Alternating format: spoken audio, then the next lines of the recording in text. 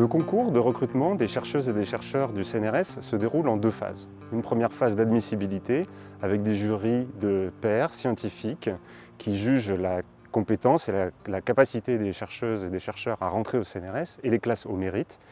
Et une deuxième phase ensuite, menée principalement par un jury composé de la direction du CNRS principalement, qui ensuite décide des recrutements. Donc le classement fait par les jurys d'admissibilité, par les pairs, est un classement très important car c'est un classement scientifique qui juge de la qualité et du mérite des candidats.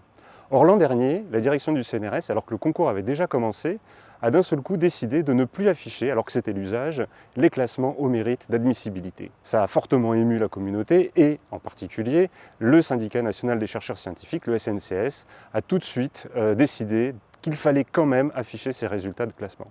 Notre action a donc été de récolter l'ensemble des classements d'admissibilité auprès des jurys, de les afficher publiquement sur Internet, sur plusieurs sites, dont celui évidemment du SNCS.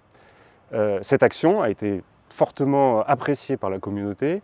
On peut constater par exemple que plus de 222 000 connexions ont été faites sur les sites, ce qui correspond à peu près 14 connexions par chercheur du CNRS. Une forte mobilisation, un combat petit, mais à la FSU, il n'y a pas de petit combat.